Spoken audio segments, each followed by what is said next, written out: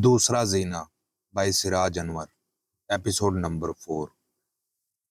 दरअसल ये एक तरह की एहतियाती तदाबीर थी। उसे इल्म था कि सूरमा इमदादी दस्ते के साथ जल्द ही आने वाला है। एक तो यह डायरी उसकी और उसके आदमियों की नजर से छुपानी जरूरी थी। दूसरा, उसे यह भी डर था कि कहीं भाग जाने वाले जंगली अपने साथियों को सूरमा की आमद से पहले ही लेकर ना आ जाएं। उसे डायरी का उनकी नजरों से छुपाना भी जरूरी था।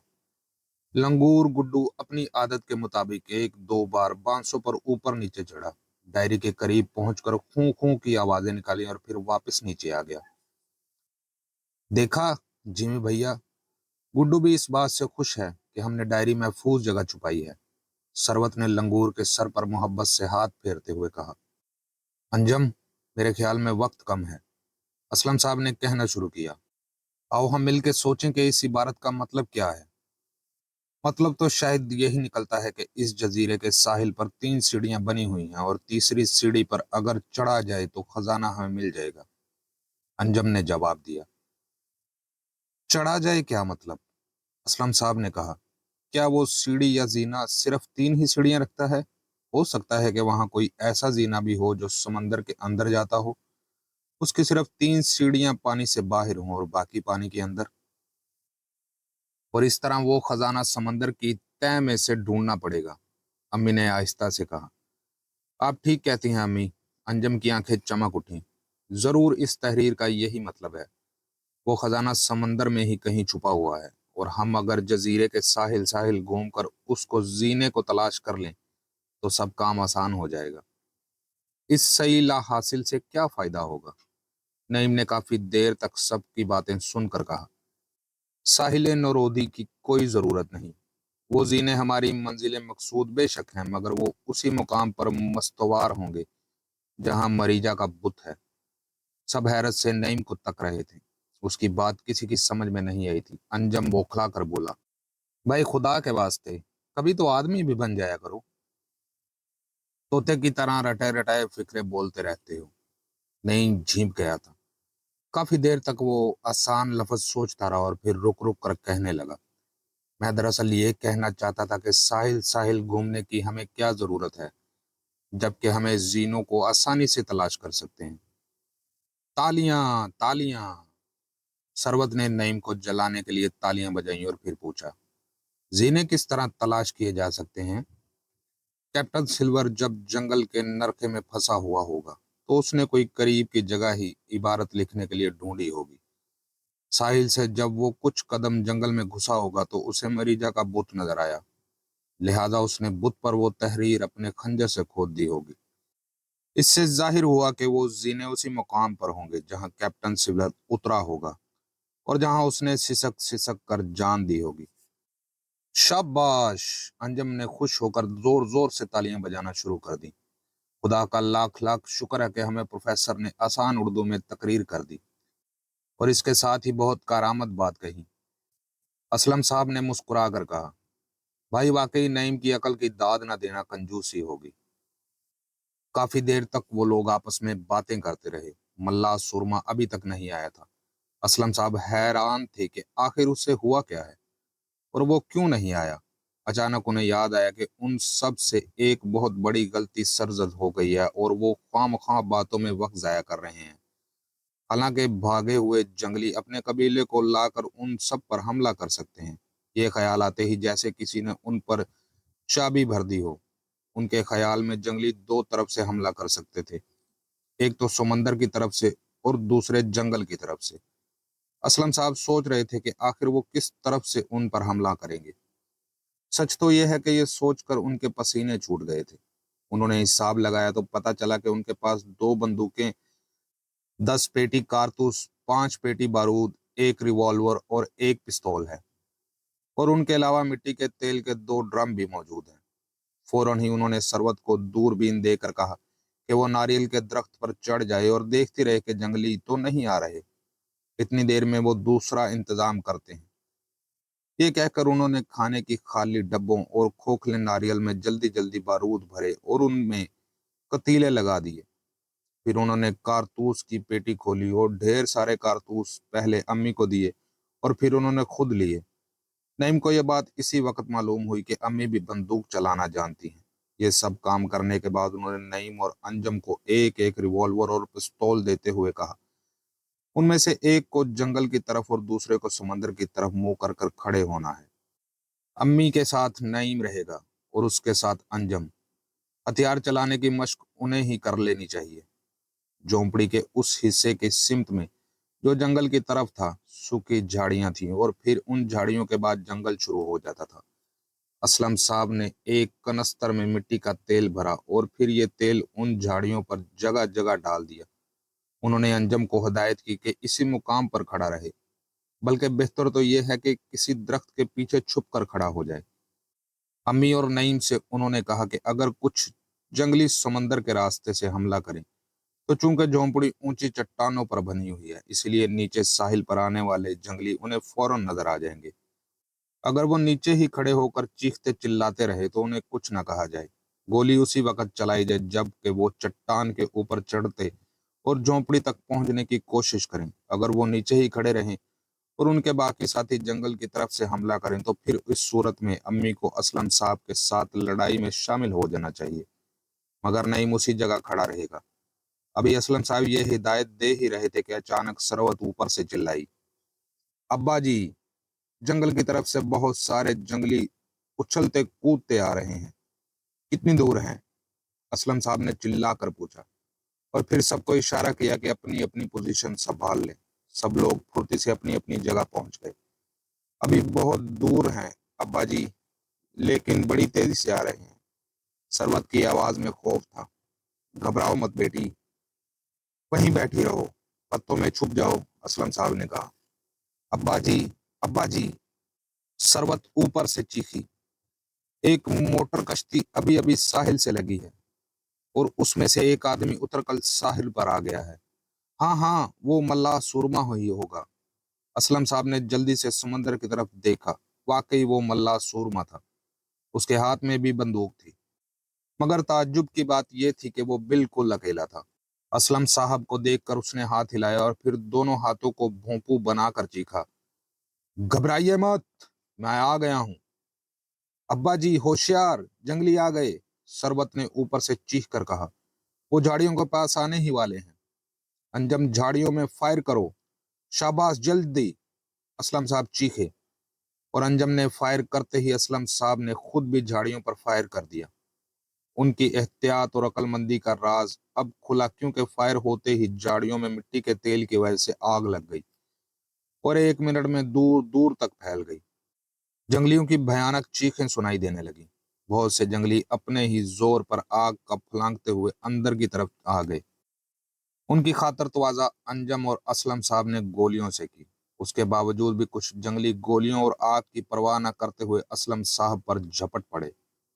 वो उनके सीने में लकड़ी का भाला भोंकने ही वाले थे कि अम्मी ने पलटकर उन्हें बंदूक की जद पर रख लिया।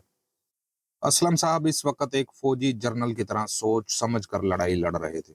उन्होंने चिल्लाकर नईम को हुक्म दिया कि वो बारूद के डब्बों को फौरन इस्तेमाल करे। नईम भी अपनी बहादुरी दिखाना चाहता था।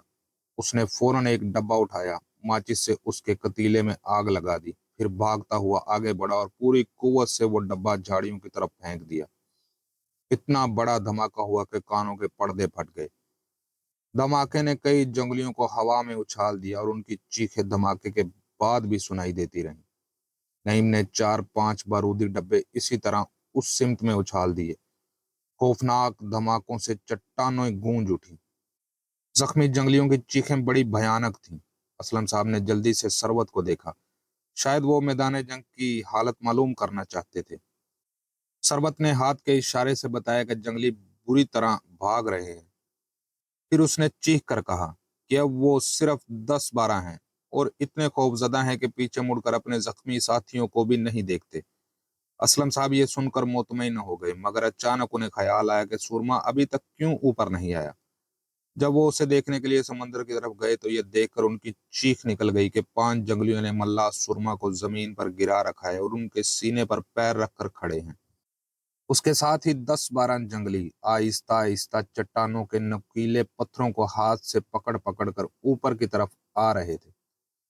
اسلم صاحب نے چلا کر انجم اور نعیم سے کہا کہ وہ خیمے میں جا کر بارود کے باقی ڈبے بھی نکال لائیں۔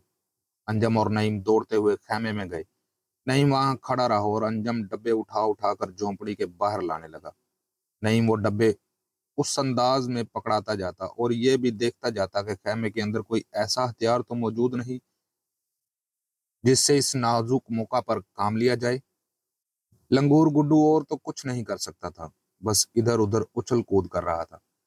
کبھی جھونپڑی کے اندر پھدک کر شہتیر پہ چڑھ جاتا اور وہاں سے خوں خوں کر کے نعیم سے کہتا، اور کبھی کود کر پھر نیچے آ جاتا۔ نعیم اپنے کام میں لگا رہا اور اس نے اس کی طرف کوئی توجہ نہیں دی۔ اسلم صاحب نے ایک بار پھر چلا کر سروت سے کہا کہ وہ جنگل کی طرف دیکھتی رہے اور اگر وحشی دوبارہ اس طرف سے حملہ کرنے کی کوشش کریں تو فوراً خبر کرے۔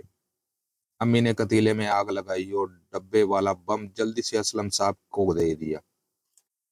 اسلم صاحب نے نشانہ تاکا اور ڈبہ اس جنگلی کی طرف پھینک دیا جو چٹانوں پر سے آگے آ رہا تھا۔ ایک زوردار دھماکہ ہوا، چٹان کے پرخچے اڑ گئے اور وہ جنگلی ہوا میں اڑتا ہوا ساحل کی طرف گرتا ہوا دکھائی دینے لگا۔ ایک کے بعد ایک اس طرح کئی بم نیچے پھینکے گئے اور ان بمبوں نے اتنا دھواں پیدا کر دیا کہ نیچے ساحل پر نظر آنے والے جنگلی ان میں سے بالکل چھپ گئے۔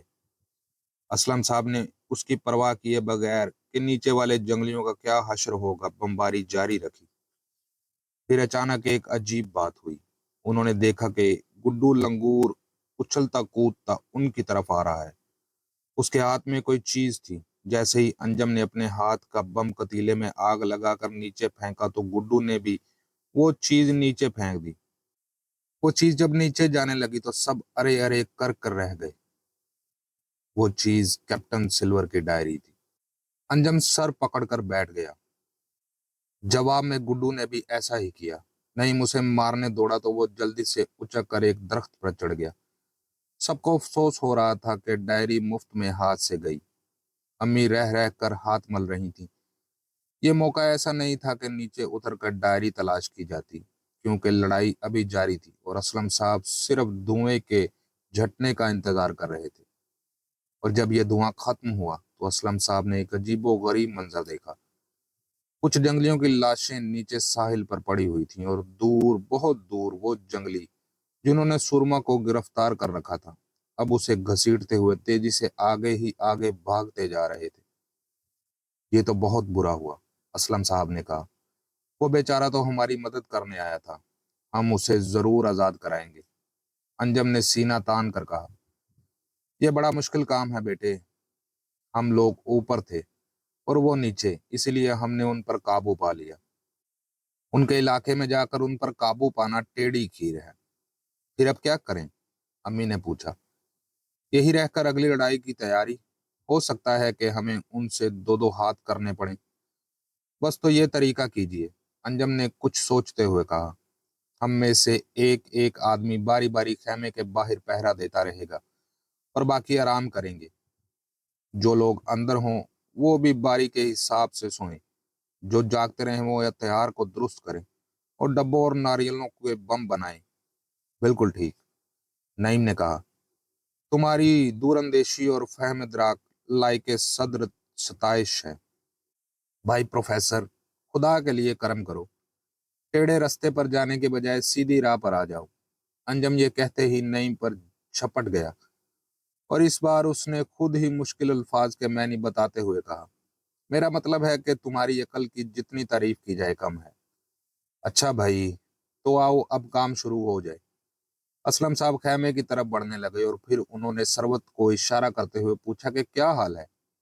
سروت نے چلا کر جواب دیا کہ دور دور تک ان جنگلیوں کا پتہ نہیں۔ اس پر اسلم صاحب نے اسے ہدایت کی کہ اب وہ بھی نیچے اتر آئے۔ دوسرے دن وہ سب تازہ دم تھے۔ انہوں نے پوری رات جنگلیوں کے حملے کا انتظار کیا مگر خدا کا شکر ہے کہ ایسا کچھ نہیں ہوا۔ یوں لگتا تھا جیسے جنگلی گھبرا کر کہیں چھپ گئے ہیں۔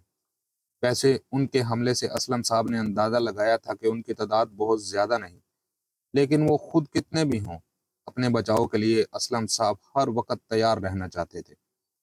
حالانکہ وہ لڑنے مرنے والے انسان نہیں تھے، ان کی زندگی امن کے ساتھ گزر رہی تھی، مگر اب جو مصیبت ان پر نازل ہو گئی تھی उससे निपटने के लिए वो मुकम्मल तौर पर तैयार थे।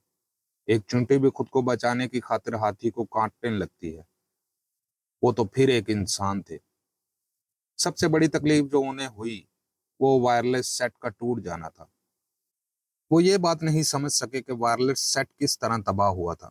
बस लड़ाई के दूसरे दिन जब उन्होंने बंदरगाह पर अपनी मदद के लिए पैगाम भेजना चाहा तो उस वक्त पता चला कि वायरलेस सेट टूटा हुआ है। सेट के पास ही मिट्टी के तेल का एक डब्बा रखा हुआ था। वो ड्रम अब उस सेट पर गिरा हुआ था। पहले तो अंजम की समझ में कुछ नहीं आया कि इतना बड़ा ड्रम खुद ब खुद किस तरह वायरलेस सेट पर गिर पड़े, मगर फिर वो फौरन ही समझ गया। तेल के ड्रम के ऊपरी हिस्से पर तेल में डूबे हुए हाथों के निशान थे। अंजम बहुत देर तक सोचता रहा और फिर यकायक उसकी आंखें चमकने लगी। वो समझ गया कि ये किसकी हरकत है। चाहता तो वो अम्मी और अब्बा को बता देता, मगर इस तरह मुजरिम चौकन्ना हो जाता। मजा तो उसी वक्त आता है जब मुजरिम की बेखबरी में उस पर वार किया जाए। उसने इरादा कर लिया कि जब हालात ठीक हो जाएंगे तब वो मुअम्मा खोलेगा। उन सबको उसी मुकाम पर बैठे बैठे 4 दिन हो गए और इन 4 दिनों के अंदर उन्हें एक भी जंगली नजर नहीं आया। पहले तो वो समझे कि शायद ये खामोशी किसी आने वाले तूफान की निशानी है, मगर जब कुछ भी नहीं हुआ तो वो बेचैन हो गई। और तब असलम साहब ने कहा, कुछ समझ में नहीं आता कि ये क्या है। वो लोग गए कहाँ? मुमकिन है इस जजीरे से भाग गए हों। अम्मी ने कहा, मगर भाग कर जाएंगे कहाँ? क्या उनके पास कश्तियां हैं? नहीं अब्बा जी, वो भाग नहीं सकते। अंजम ने कहा, जरूर वो हमारे खिलाफ कोई मंसूबा बना रहे हैं। मुझे तो गुड्डू पर गुस्सा आ रहा है जिमी भैया। उस कम वक्त ने डायरी ही नीचे फेंक दी। तुम्हें मालूम नहीं सरू, बंदर इंसानों की नकल करते हैं। उसने जब देखा कि हम लोग जजीरे के साहिल पर बहुत सारी चीजें फेंक रहे हैं तो वो डायरी निकाल कर लाया और उसे भी साहिल पर फेंक दिया। अंजम ने जवाब दिया, लेकिन उसे ये कैसे मालूम हुआ कि डायरी कहाँ है? नईम ने दरियाफ्त किया, तुम्हें याद नहीं, जब हम डायरी को बांस के ऊपर छुपा रहे थे तो लंगूर गौर से हमारी ये हरकत देख रहा था। तुम ख्वाह मुख्वाह की बहस कर रहे हो। मैं ये सोच रहा हूँ कि अगर वो डायरी किसी और के हाथ लग गई तो हम लोग यहीं बैठे रह जाएंगे और वो खजाना कोई और ले जाएगा। असलम साहब ने कहा, हाँ वाकई, ये तो मैं भूल ही गया था। अंजम ने घबरा कर कहा, लेकिन अब्बा जी, जंगलियों के अलावा और कौन है जो डायरी पढ़ेगा? जंगली पढ़ना जानते नहीं। और फिर अब वो डायरी महफूज भी कहाँ होगी? सरवत ने बात काट कर कहा, हमारी बमबारी में उसके परखच्चे उड़ गए होंगे। ये भी हो सकता है कि ना उड़े हों और डायरी महफूज हो। नईम ने राय जाहिर की, तुम लोग अजीब बातें कर रहे हो। क्या ऐसा नहीं हो सकता कि मल्ला सूरमा के हाथ वो डायरी लग गई हो? अम्मी ने एक चौंका देने वाली बात कही। नहीं भाई, ऐसा किस तरह हो सकता है? असलम साहब ने जल्दी से उनकी बात काट दी। उसे तो जंगलियों ने गिरफ्तार कर लिया था और जब डायरी नीचे गिरी तो वो उस मुकाम से करीब 200 गज दूर था और जंगली उसे घसीटते हुए ले जा रहे थे। मेरा ख्याल तो यह है कि कोई और आदमी शुरू ही से हमारे साथ इस जजीरे में मौजूद है। उसने हमारी राह में कांटे बोए और उसी ने हमारा वायरलेस तोड़ा। वायरलेस सेट तो तेल का ड्रम गिरने से तबाह हुआ है। अंजम ने जल्दी से कहा, मेरा भी यही ख्याल है। अम्मी बोली, हमें ख्वामख्वाह परेशान नहीं होना चाहिए और हिम्मत करके डायरी को तलाश करना चाहिए। उसके साथ ही किसी तरह सूरमा को भी आजाद करा लेना जाए। असलम साहब को हैरत थी कि अम्मी जैसी डरपोक औरत भी इस वक्त लड़ाई के मंसूबे बना रही थी। बहरहाल वो सब इस वक्त मौत के मुंह में थे और ऐसे वक्त में हर इंसान अपने बचाव की खातिर लड़ने मरने पर आमादा हो जाता है। अम्मी भी ऐसा ही सोच रही थी। मेरी एक राय है अब्बा जी, अंजम ने कुछ देर सोचने के बाद कहा, हम खाने पीने के जरूरी सामान और कारतूस और बम वगैरह लेकर साहिल साहिल उस सिमत चलते हैं जिधर जंगली सूरमा को ले गए हैं। नीचे उतरने के बाद पहले तो हम डायरी तलाश करेंगे। वो मिले या ना मिले, लेकिन हम उस तरफ जरूर जाएंगे जिधर सूरमा गया है। जंगलियों के पास बंदूकें तो हैं नहीं, इसलिए उनसे डरने की जरूरत नहीं। हाँ, उनके पास तो नेज़े ही हैं। सरवत ने जल्दी से कहा, जाहिर है वो हमारा कुछ नहीं बिगाड़ सकते। अगर उन्होंने हम पर हमला भी किया तो हम बम्बों से काम लेंगे। एक बम 20 जंगलियों को आसानी से खत्म कर सकता है। मुझे यकीन है कि अब 20-22 जंगली ही बाकी बचे होंगे। हम सुरमा को छुड़ाने की पूरी कोशिश करेंगे। आजाद होने के बाद सुरमा हमारी मदद जरूर करेगा। हाँ, और फिर साहिल के साथ साथ घूमते हुए वो जीना भी तलाश कर लेंगे। सरवत जल्दी से बोली। तुम्हारा ख्याल बहुत अच्छा है अंजम, असलम साहब ने कहा। बस एक वक्त यह है कि हमें सूरमा को राजदार बनाना पड़ेगा और उसे खजाने में से थोड़ा सा हिस्सा जरूर देना पड़ेगा। ये बात तय कर लेने के बाद वो फिर काम में जुट गए। खाने पीने और लड़ाई का सामान इकट्ठा किया गया। मुख्तलिफ थैलियों में ये सामान हर एक ने अपनी अपनी कमर से बांध लिया। एक बंदूक अब्बा ने ली, दूसरी अम्मी ने। अंजम के हाथ में रिवॉल्वर और नईम के हाथ में पिस्तौल था। सरबत छोटी थी, इसीलिए उसे सब ने अपने बीच में ले लिया। चट्टानों से नीचे उतरने के बाद ये काफिला आगे बढ़ने के लिए तैयार हो गया। पहले उन्होंने डायरी तलाश करने की कोशिश की, मगर वो उन्हें नहीं। हाँ, एक मुकाम पर जले हुए कुछ कागज जरूर मिल गए, जिनको देखकर ये यकीन कर लिया गया कि डायरी बमों की आग में जल गई थी। अब हर तरह कील कांटे से लेस होने के बाद उन्होंने अपनी वो खतरनाक मुहिम शुरू कर दी जिसके लिए उन्होंने इतनी तैयारी की थी। सुबह का वक्त था। समुद्र की गीली रेत पैरों को बहुत भली लग रही थी। सरबत को नन्ही मुन्नी रंग बिरंगी सिपियां रेत में दिखाई दे रही थीं। उनका दिल चाह रहा था कि वहीं बैठ जाए और सिपियां इकट्ठी करे, मगर वो वक्त इन कामों का नहीं था। इसलिए दिल पर पत्थर रखकर वो आगे ही आगे चलती रही। साहिल पर जंगली लोगों की बहुत सी लाशें पड़ी हुई थीं और अब उन लाशों में से बदबू भी आ रही थी। अंजम और सरबत चुटकियों में अपनी नाकें दबाए हुए जल्दी जल्दी आगे बढ़ रहे थे। समुद्री परिंदे इस मुख्तसर से काफिले के ऊपर आकर चहचहाते रहे और फिर कुछ देर बाद उसी तरह चहचहाते चिल्लाते किसी और सिमत में प्रवास कर जाते। अभी तक कोई वाकया पेश नहीं आया था। असलम साहब भी हैरान थे और अंजम और नईम भी। उनके ख्याल में उनकी मुठभेड़ जंगलियों से जरूर होनी चाहिए थी, लेकिन लगातार 3 घंटे साहिल पर पैदल चलने के बाद अभी तक उन्हें एक भी वहशी नहीं मिला था। तकरीबन 2 घंटे तक वो चलते रहे और फिर यकायक असलम साहब को वो मुकाम नजर आ गया जहां उन्होंने अपनी राफ्ट साहिल से लगाई थी। अभी तक साहिल पर वो लकड़ी गड़ी हुई थी जिससे असलम साहब ने राफ्ट को बांधा था। हम लोग मरीजा के करीब वाले साहिल पर आ गए हैं अब्बा जी, अंजम ने थक कर रेत पर बैठते हुए कहा। मगर इतना लंबा सफर करने के बाद भी वो जीना कहीं नजर नहीं आया। सरबत ने सब तरफ गौर से देखते हुए कहा, ये सिमत बस तराशी हुई सी चट्टाने हैं और फिर पाम के ऊंचे ऊंचे दरख्त। आखिर वो जीने या सीढ़ियां कहाँ हैं जिनके बारे में डायरी में लिखा हुआ था? असलम साहब भी यही बात सोच रहे थे और उनकी समझ में नहीं आ रहा था कि क्या करें। बड़ी देर तक सब सर जोड़कर बैठे रहे। आपस में मशवरा करने के बाद ये तय पाया कि उन्हें चट्टानों के आसपास ही झाड़ियों में छुप जाना चाहिए और छुपने के लिए वो गार बहुत मुनासिब रहेगा जहां वो कुछ दिन पहले आकर छुपे थे। उसके बाद उनमें से सिर्फ एक शख्स ऊपर जाएगा और दरख्तों और झाड़ियों की आड़ लेता हुआ इधर उधर घूमकर सीढ़ियां तलाश करेगा जिनका जिक्र कैप्टन ने अपनी तहरीर में किया है। इसके साथ ही वो जंगलियों से भी होशियार रहेगा।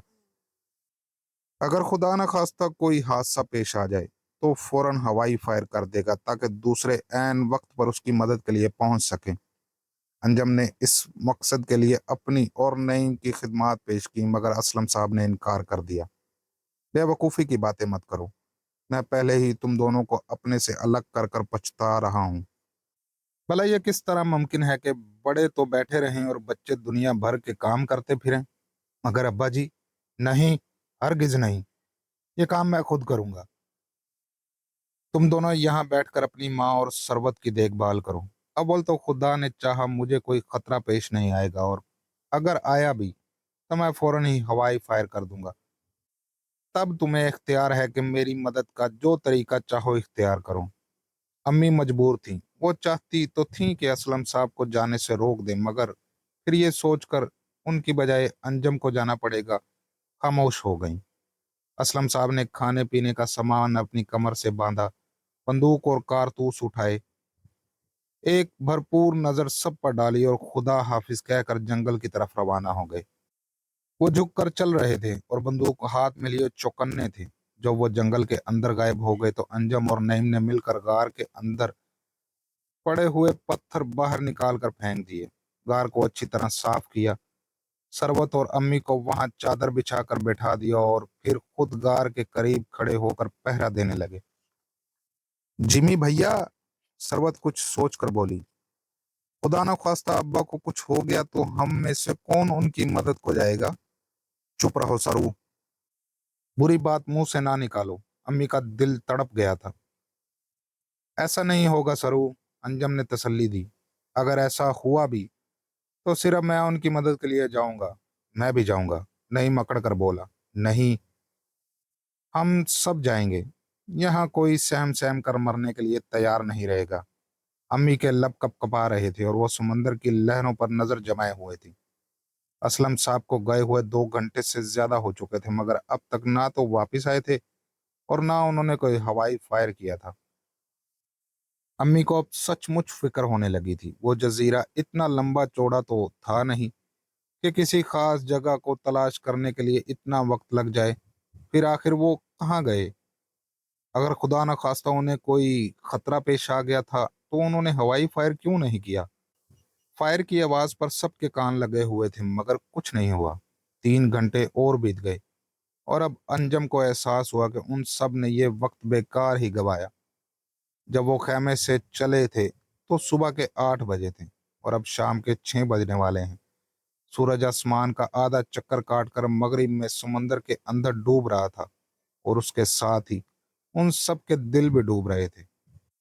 उन्हें अब यकीन हो गया था कि असलम साहब को कोई हादसा पेश आ गया है और उनकी मदद करना बहुत जरूरी है। लेकिन मदद किस तरह की जाए? यानी ये तो मालूम ही ना था कि असलम साहब किस मुकाम पर हैं और उनके साथ क्या हादसा पेश आया है।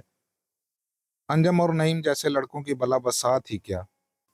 सरवत लड़की थी और लड़कियों को डरपोक समझा जाता था, लेकिन सरवत का दिल ही जानता था कि वो क्या सोच रही थी। वो सोच रही थी कि खुदा करे कोई ऐसी बात हो जाए कि उसे भी अपनी बहादुरी के जोहर दिखाने का मौका मिले। वो भी अंजम और नईम की तरह कुछ कर दिखाए। मुसीबत के वक्त खुदा अपने बंदों की जरूर सुनता है। सरवत इस बात पर ईमान रखती थी। खुदा ने उसकी सुन ली और उसने वो काम दिखाया कि दूसरे अश अश कर उठे।